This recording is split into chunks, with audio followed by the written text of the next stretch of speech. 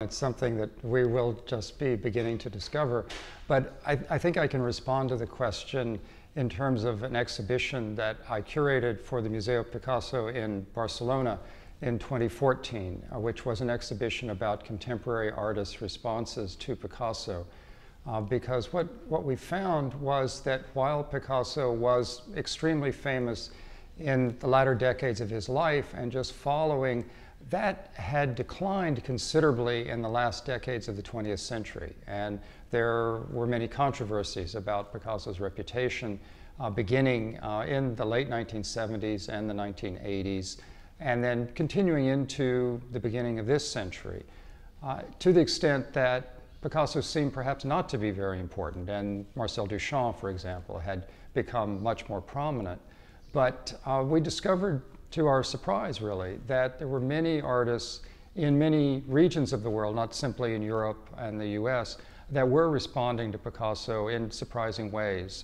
One of them being Guillermo Cuica in Argentina, who has really returned to Cubism and created a kind of abstraction from it. But particularly artists in Africa. We found many African artists who were concerned both with his painting and with his sculpture. Fascinating for us because, of course, Picasso drew himself so much influence from African art. And this was a case in which the African artists were then responding to his work, often appropriating it, redefining it in terms of their own terms rather than perhaps those that Picasso would have given. And also something that was particularly interesting for me is the response of contemporary Indian artists. Picasso has had a very considerable impact there, particularly historically in the work of M.F. Hussain, who was the most important artist in India, I think most people would say, from the time of independence in 1947 through his death, I believe in 2011, and had actually made a series of works in relation to Picasso that were shown at the Brazilian Biennale in 1970. Then also Atul Dodia, who is one of the leading contemporary artists in India. So it really has become a worldwide response, and which group of artists or which country will come up next is something we're exploring and prospecting for. I think this afternoon we'll hear more presentations about the importance of Picasso, particularly in the Middle East.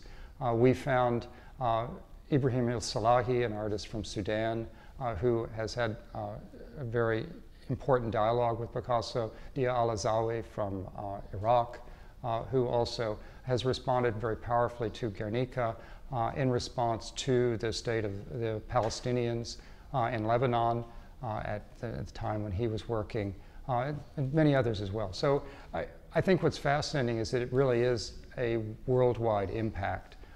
And it is one that, while it's not as obvious as it used to be within Europe and the US and probably South America, it's one that's very substantial, and it's constantly surprising. Since I'm a scholar dedicated to the work of Picasso, I would have to say yes, because otherwise I would be out of a job, right? We have to believe that, yes, we can shed new light, but I think there's no question that we can. And these series of congresses that we have had have themselves shown so much new understanding of Picasso's work that I think there's clear proof of that. I think we're going to see a lot more later on today, and I'm certainly finding in my work that the presentations that are made in these congresses often open up new areas of research for all of us, new documents that can be studied. Just yesterday we saw presentations that caused many in the crowd to think, well, we have to rush to these archives to begin to study these things. So I really have no doubt. And I think particularly in Picasso's later work, the latter part of his career following the Second World War, the 1950s and the 1960s in particularly, that there is a great deal to be done, a relatively small understanding of his work that is really beginning to be reconsidered in the 21st century as we remove so many of these myths from Picasso's work and can look at it freshly in this latter part of his career. So yes, I'm very positive about the future of Picasso scholarship.